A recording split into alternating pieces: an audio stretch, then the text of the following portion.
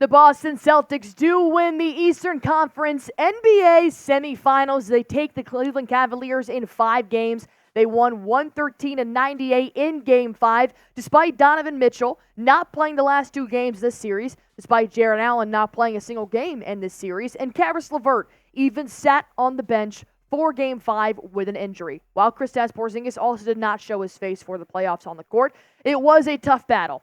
We saw a lot of negative, we saw a lot of positive for the Boston Celtics, and despite this being a really, really unnecessarily stressful series, the Celtics once again got the job done in Game 5, just like they did in the first round of the NBA playoffs, which means it's time for the Eastern Conference Finals for the 3rd straight year in a row. With that being said, we want you guys a part of the journey the entire postseason. For every Celtics ball game, we are live. We're giving post-game videos. We're posting about 5 to 6 videos a week talking about your Boston Celtics, everything that you guys need to know. Go on ahead and hit that sub button for me, and let's talk about what we saw in Game 5. Number 1.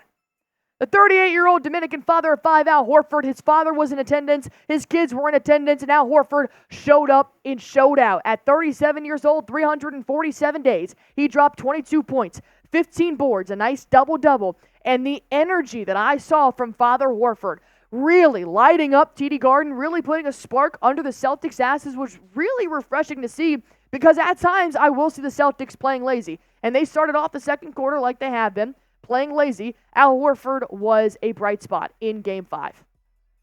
You can't win this basketball game without the play of Al Horford. But one thing I will say about the rest of this group is that they came out flat. Al Horford was the only one that seemed like he gave any care about finishing this series off, stepping on the Cavaliers' necks, and taking this one convincingly. And it took a long time for Al Horford to convince the rest of the Celtics to play up to par, all the way until deep in the second half. But 22 points, 15 rebounds, 5 assists. He's the oldest player to ever have a stat line that good. Fantastic at Al Horford tonight. I just need to see that same type of intensity for the rest of this team. And this is as good as we're going to get out of Al Horford, so this team still desperately needs Kristaps Porzingis back. And hopefully we'll have an update on Kristaps Porzingis very soon, as we knew he wasn't really going to show face on the court for the Eastern Conference semifinals, but for the finals, we'll have to wait and see. But I want to talk about the Jayson Tatum, the power of the Jays. While Jaylen Brown wasn't really putting up the points that we had seen so far in this postseason for the Celtics, we knew Jayson Tatum was going to get the job done. And while there were some questionable plays, questionable passes, as there will be for anybody that plays 48 minutes, I think Jayson Tatum overall putting up another double-double, nearly putting up a triple-double. He is the leader of this team. Does he need to watch some remarks he makes to the refs? Absolutely. I'd rather see his aggression to the referees be taken out against the other team, or hyping up the crowd, or sparking under the Celtics' butt. But nonetheless, shooting better from the three-point line, 43%, and even shooting better from the field goal line, 9 for 16. Tatum seemed to be a little bit more in his bag tonight. You're not wrong. Jayson Tatum with maybe the quietest, 25. I know his 3 where he came off the screen, saw a little bit of separation, just pulled up instead of driving to the cup or looking for a teammate. That felt big. That was on a Celtics mini run there in the fourth quarter, which effectively sealed this game away. But Jayson Tatum, when he's playing like this, can lead the Celtics to a championship. I wholeheartedly believe it. I didn't think that he was too active. I didn't feel his impact throughout the first half. Then I look at the stats at the halftime break, and he's got 12 points, like 6 boards, and 4 assists. So he's filling it up. He's being impactful as far as just a general contribution to this game. But again, he didn't have that killer instinct tonight like a player on the opposition, Marcus Morris, did. I mean, how are you going to get outplayed by a Marcus Morris shooting 10 of 13 from the field? I love the Jayson Tatum stat line that was put up tonight, but overall, I don't know. I just wasn't too impressed. Well, I do know there were 6 out of 8 players for the Boston Celtics that did put up double digits, and I did like to see that they were really spacing out the offense here. I think one thing you're really going to have to watch moving forward in the Celtics offense is that the stagnant, being completely solid in the corner and not moving, I think that's where the Celtics really start to fall off. Drew Holiday and Derek White both came alive tonight when it came to their scoring, which I'm very appreciative of. Of course, D. White also adding 6 assists on top of Holiday's 4. They were great in the backcourt. Peyton Pritchard really starting to find more of a consistent shot here for the Celtics off the bench. But nonetheless, if you could have Jayson Tatum score 25 points along with anybody else in the Celtics score another 25 points, it's going to be really hard to take down the Boston Celtics. And I'm really excited to see Kristaps Porzingis come back into play in the future now, because it can't always be Brown to put up that exact number with Tatum. It can't always be Tatum to put up that exact number with Brown. So you always got to have the help from those contributors. So to see all 6 of 8 Celtics in double digits means they were spreading out their offense and they're really getting the job done. But there are still some negatives that we are going to discuss here on this video, because we're not perfect yet and we're going to have to be perfect when the NBA Finals. Are you concerned with the Celtics play moving forward? Because in my opinion, round 1 and round 2 were the easiest opponents you're going to get here moving forward. You either have the Knicks and the Pacers in the finals, or you have a number of Western Conference teams that have been doing damage in a arguably more tough conference.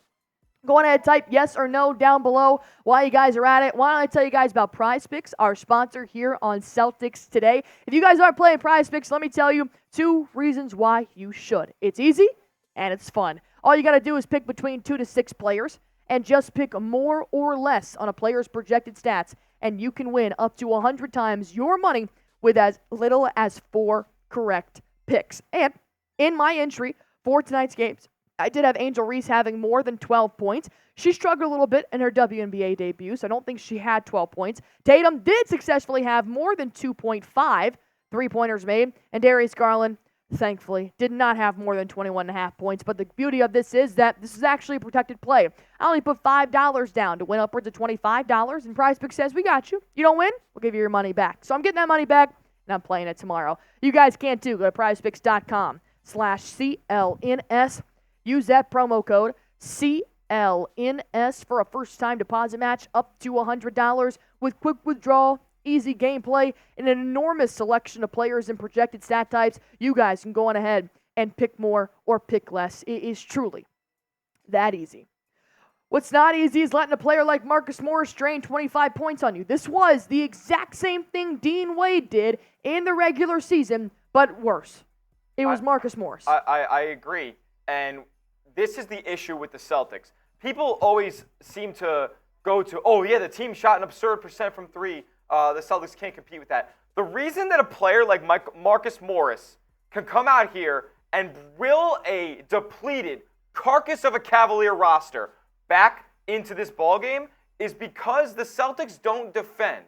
They don't defend on the perimeter early, which allows a guy like Marcus Morris to get hot. And by the time that they close out on Marcus Morris, start playing actual defense on him, he's going to hit contested shots because he's already hot. The Celtics have an issue with that. It happened multiple times throughout the series with the Miami Heat. It happened just a few games ago with Max Strus. They don't defend early, so teams get comfortable in their offense, and a guy like Marcus Morris can go 10 of 13 and shoot 5 for 6 from 3. It's going to burn them, especially against a much better Knicks, a much better Pacers, or a much better Wolves, Nuggets, Mavs, Thunder. It's going to bite them if they don't start defending early.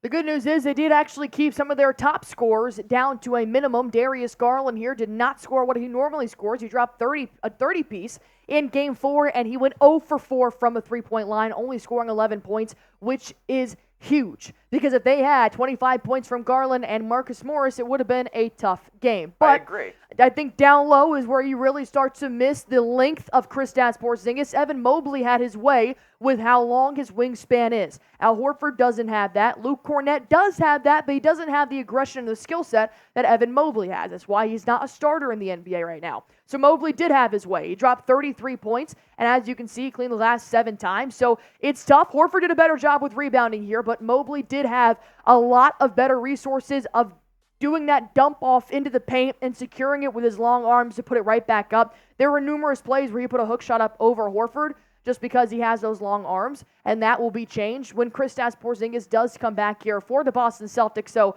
we'll deal with that when KP does come back. I agree.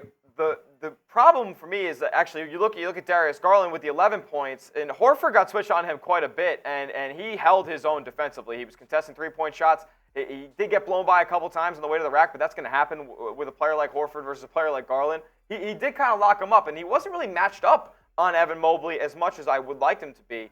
Mobley got switched multiple times out of Jaylen Brown, Derek White, Drew Holiday, and Jayson Tatum, and that's not a recipe for success. So they have to figure out a way to limit those opportunities for a guy like Mobley down low, because I just watched Nikola Jokic last night. The guy is going to bully you if that is the case. We saw it with Mobley tonight, who's not even half the player that Jokic is. Well, let's go ahead and break down some team stats here, because while the Celtics had some issues when it did come to how they were playing, some play calling, some bad passes, they had more turnovers here than the Cavaliers did in this ball game. Overall, they did keep the Cleveland Cavaliers shooting 41%.